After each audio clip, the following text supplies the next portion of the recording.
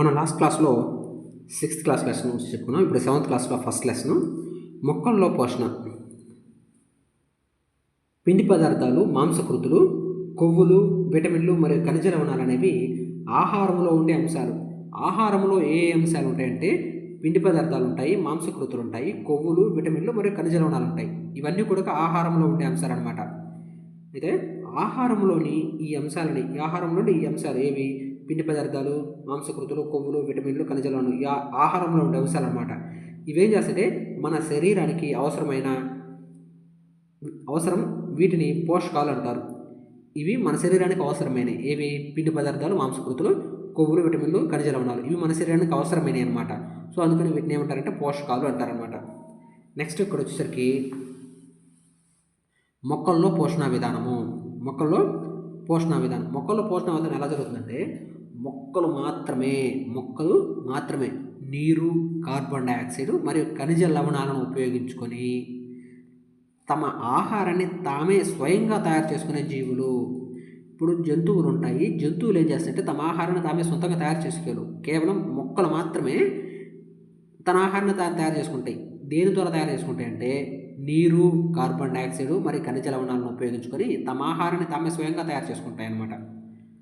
పోషకాలు జీవులకు తమ శరీర నిర్మాణానికి, పెరుగుదలకు, దెబ్బతిన్న శరీర భాగాల మరమ్మతులకు మరియు శరీరంలో వివిధ జీవక్రియలు నిర్వహించడానికి అవసరమైన శక్తిని ఇస్తాయి. ఇప్పుడు ఏం చేస్తాయంటే ఈ పోషకాలు ఏం చేస్తాయంటే ముఖ్యంగా పోషకాలు చేసే పని ఏంటంటే ఇక్కడ జీవులకు తమ శరీర నిర్మాణానికి, శరీరం యొక్క పెరుగుదలకు, దెబ్బతిన్న శరీర భాగాల మరమ్మతులకు మరియు శరీరంలో వివిధ జీవక్రియలు నిర్వహించడానికి అవసరమైన శక్తిని ఇస్తాయి. ఈ పోషకాలు చేసే పని ఏంటంటే శరీర నిర్మాణం కోసం ఉపయోగపడతాయి, పెరుగుదల కోసం ఉపయోగపడతాయి, దెబ్బతిన్న శరీర భాగాల మరమ్మతులకు ఉపయోగపడతాయి, శరీరంలో వివిధ జీవక్రియలు నిర్వహించడానికి ఉపయోగపడతాయి అన్నమాట.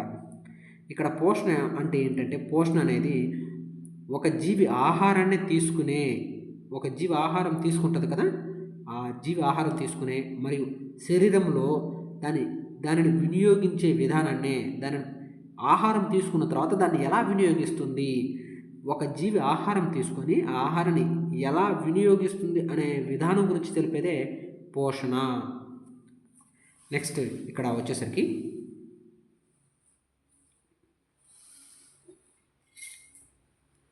జీవులు సరళ పదార్థాల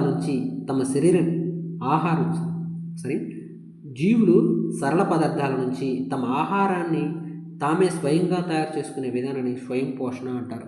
ఇందాక మనం చెప్పుకున్నాము మొక్కలు తమ ఆహారాన్ని తామే స్వయంగా తయారు చేసుకుంటాయి అని చెప్పాము. ఇలా తమ ఆహారాన్ని తామే స్వయంగా తయారు చేసుకునే విధానాన్ని స్వయం పోషణ అంటారు. అయితే ఈ మొక్కలు తమ ఆహారాన్ని తామే స్వయంగా తయారు చేసుకుంటాయి కాబట్టి మొక్కలని స్వయం పోషకాలు అంటారు.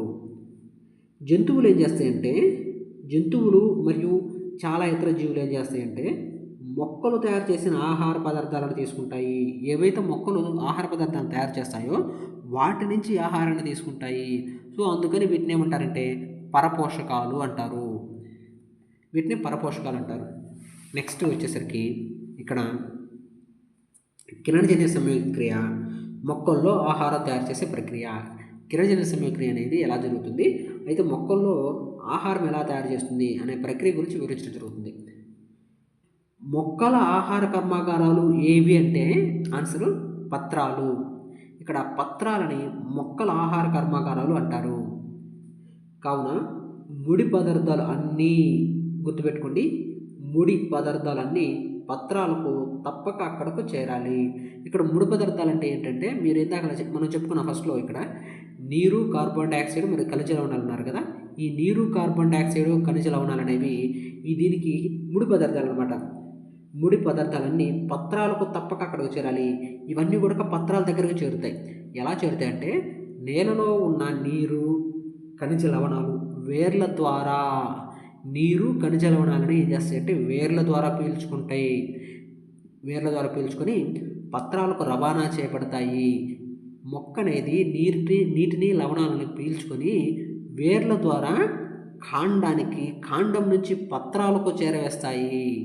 పత్రం యొక్క ఉపరితలంపై సూక్ష్మ రంధ్రాల ద్వారా గాలిలోని కార్బన్ డయాక్సైడ్ను లోపలికి తీసుకోబడుతుంది. ఇప్పుడు పత్రాలు ఉంటాయి కదా, ఆ పత్రాల్లో చిన్న చిన్న సూక్ష్మ రంధ్రాలు ఉంటాయి. ఆ సూక్ష్మ రంధ్రాల ద్వారా గాలిలోని కార్బన్ డయాక్సైడ్ను లోపలికి తీసుకోబడుతుంది. ఈ రంధ్రాలు ఏం చేస్తాయంటే రక్షక కణాలచే ఆవరించబడి ఉంటాయి. ఈ రంధ్రాలు అనేవి రక్షక కణాలచే ఆవరించబడి ఉంటాయి. అలాంటి రంధ్రాలను పత్ర రంధ్రాలు అంటారు. పత్ర రంధ్రాల ద్వారా గాలిలోని కార్బన్ డయాక్సైడ్ను లోపలికి తీసుకుంటాయి. ఆ విషయం మాత్రం గుర్తుపెట్టుకోండి. నెక్స్ట్ ఇక్కడ ఇంకో పాయింట్ ఏంటంటే వేరు, కాండము, కొమ్మలు మరియు పత్రాల ద్వారా సాగిపోయే గొట్టాల వంటి నాళాల ద్వారా నీరు మరియు ఖనిజ లవణాలు పత్రాలకు రవాణా అవుతాయి. ఈ విషయం గుర్తుపెట్టుకోండి. ఇక్కడ వేరు, కాండము, కొమ్మలు మరియు పత్రాల ద్వారా సాగిపోయే గొట్టాల వంటి నాళాల ద్వారా నీరు, ఖనిజ లవణాలు పత్రాలకు రవాణా అవుతాయి. మనం ఇందాక చెప్పుకున్నాం ఈ పాయింట్ని. మనం ఈ నీరు ఖనిజ లవణాలు అనేవి పత్రాలకు ఎలా చేరుతాయంటే పత్రాలకు ఎలా చేరుతాయంటే ఫస్ట్ వేర్లు పీల్చుకుంటాయి. వేర్ల నుంచి కాండానికి వస్తాయి, కాండం నుంచి కొమ్మలకు వస్తాయి, కొమ్మల నుంచి పత్రాల ద్వారా సాగిపోయే గొట్టాల వంటి నాళాలు ఇవి ఏం చేస్తాయంటే ఈ వేరు నుంచి కాండానికి, కాండం నుంచి కొమ్మలకి, కొమ్మల నుంచి పత్రాలకి గొట్టాల వంటి నాళాలు ఉంటాయి. వీటి ద్వారా నీరు మరియు ఖనిజ లవణాలు పత్రాలకు రవాణా అవుతాయి. ఎక్కడికి రవాణా అయితే పత్రాలకు రవాణా అవుతాయి. ఇవి పోషకాలను పత్రాలకు చేరవేయడం కొరకు నిరంతర మార్గాన్ని లేదా దారిని ఏర్పరుస్తాయి. ఇవేం చేస్తాయంటే ఈ గొట్టాల వంటి నాళాలు ఏం చేస్తాయంటే పోషకాలని పత్రాలకు చేరవేయడం కొరకు నిరంతరం మార్గాన్ని లేదా దారిని ఏర్పరుస్తాయి. ఇక్కడ బిట్టు రాదు, జస్ట్ తెలుసుకోండి. అండ్ నెక్స్ట్ ఇక్కడ వచ్చేసరికి పత్రాలు పత్రహరితం అనే ఆకుపచ్చని వర్ణద్రవ్యాన్ని కలిగి ఉంటాయి. పత్రాలు అనేవి పత్రహరితం అనే ఆకుపచ్చని వర్ణద్రవ్యాన్ని కలిగి ఉంటాయి. ఇప్పుడు ఆకులన్నీ ఎలా ఉంటాయి? ఆకుపచ్చ కలర్లో ఉంటాయి. మ్యాక్సిమం ఎక్కువ ఆకులన్నీ వచ్చేసరికి ఆకుపచ్చ కలర్లో ఉంటాయి. అలా పత్రాలన్నీ ఆకుపచ్చ కలర్లో ఉండడానికి కారణం ఏంటంటే అందులో పత్రహరితం ఉంటుంది. పత్రాల్లో పత్రహరితం ఉంటుంది కాబట్టి అవి ఆకుపచ్చని వర్ణాన్ని ద్రవ్యాన్ని కలిగి ఉంటాయి. ఇది సౌరశక్తిని గ్రహించడంలో సహాయపడుతుంది. ఈ పత్రహరితం ఏం చేస్తుందంటే సౌరశక్తిని గ్రహించడంలో సహాయపడుతుంది. ఈ శక్తి కార్బన్ డయాక్సైడ్ మరియు నీటి నుంచి ఆహారాన్ని తయారు చేయడంలో ఉపయోగపడుతుంది. ఈ సౌరశక్తి అనేది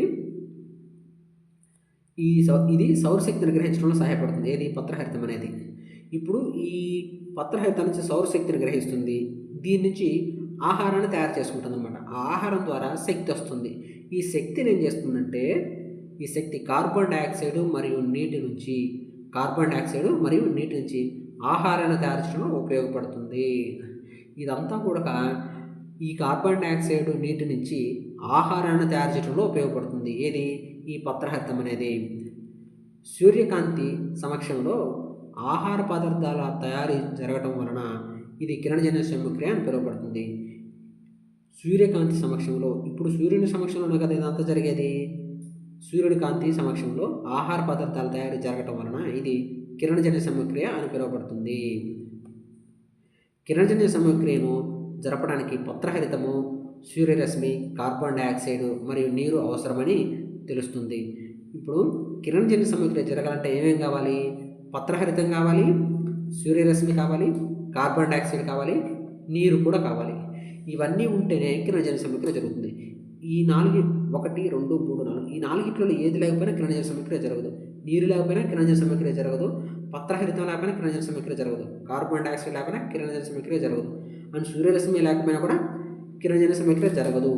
ఇక్కడ అడిగే బిట్ ఏంటంటే కిరణజన్య సంయుక్రియ జరగడానికి అవసరం లేనిది ఏది అని అడుగుతారు. కింద ఆప్షన్లో 3 సరైన ఇస్తాడు, 1 సరి కనిపిస్తాడు. అప్పుడు మనము సరైన దాన్ని పెట్టాలన్నమాట. కిరణజన్య సంయుక్రియ జరగాలంటే ఈ 4 ఉండాలి: పత్రహరితము, సూర్యరశ్మి, కార్బన్ డైఆక్సైడ్ మరియు నీరు ఉండాలన్నమాట. ఇది భూమిపై జరిగే ఒక ప్రత్యేకమైన ప్రక్రియ. పత్రాల ద్వారా సౌరశక్తి గ్రహించబడి మొక్కల్లో ఆహార రూపంలో నిల్వ చేయబడుతుంది. అయితే ఈ భూమిపై జరిగే ప్రత్యేకమైన ప్రక్రియ అన్నమాట ఇది. ఏది కిరణజన్య సమీకరణ అనేది భూమిపై జరిగే ఒక ప్రత్యేకమైన ప్రక్రియ.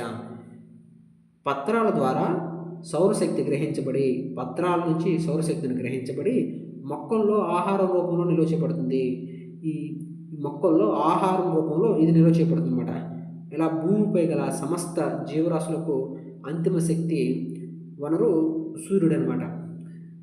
ఇట్లా భూమిపై గల అంతిమ శక్తి వనరు ఎవరంటే సూర్యుడు అనమాట సమస్త జీవరాశులకి. నెక్స్ట్ వచ్చేసరికి కిరణజన్య సమక్రియ లేకుండా ఎటువంటి ఆహారం ఉండదు. కిరణజన్య సమక్రియ జరగకుండా ఎటువంటి ఆహారం అనేది ఉండదన్నమాట. కిరణజన్య సమక్రియ జరగాలంటే సూర్యుడు కావాలి, కార్బన్ డైఆక్సైడ్ కావాలి, నీరు కావాలి, పత్రహరితం కావాలి. ఈ కిరణజన్య సమక్రియ లేకుండా ఎటువంటి ఆహారం అనేది ఉత్పత్తి అవ్వదు. దాదాపు అన్ని జీవుల మనుగడ ప్రత్యక్షంగా కానీ పరోక్షంగా కానీ మొక్కలచే తయారు చేయబడిన ఆహారం పైన ఆధారపడి ఉంటుంది. అవును, ఇది నిజమే. ఎందుకంటే మనం ఈ సృష్టిలో ఏ ఆహార పదార్థం తీసుకున్నా సరే, ఏది తీసుకున్నా సరే అది మొక్కల నుంచే లభిస్తుంది అనమాట. మొక్కల నుంచి కాకుండా దేని నుంచి లభిస్తుందంటే, ఇప్పుడు మొక్కలు అనేది ఎంత గొప్ప వనరంటే తమ ఆహారాన్ని తామే తయారు చేసుకుని, స్వయంగా తయారు చేసుకొని ఆ మొక్కలని ఆహారంగా తీసుకునే జంతువులు కూడా బతుకుతుంటాయి అన్నమాట. సో ఈ మొక్కలని లేకపోతే అన్ని జీవులు మనుగడ ప్రత్యక్షంగా కానీ పరోక్షంగా కానీ మొక్కలచే తయారు చేయబడిన ఆహారం పైన ఆధారపడినాయి. ఈ మొక్కలు కనుక లేకపోతే సమస్త జీవకోటి లేదనమాట. సో మన వీడియోస్ కనుక నచ్చితే లైక్ చేయండి, షేర్ చేయండి, సబ్స్క్రైబ్ చేసుకోండి. ఇంకా ఫర్దర్ వీడియోస్ కోసం మీరు మన యూట్యూబ్ ఛానల్ని సబ్స్క్రైబ్ చేసుకొని బెల్ అనే సింబల్ నొక్కి ఆల్ నొక్కితే మన ఫర్దర్ వీడియోస్ మీకు నోటిఫికేషన్ రూపంలో రావడం జరుగుతుంది. దయచేసి మన యూట్యూబ్ ఛానల్ని సబ్స్క్రైబ్ చేసుకోండి అండ్ ఫాలో చేయండి. థ్యాంక్ యూ ఉండాలి. నెక్స్ట్ వీడియోలో చెప్పుకుందాం.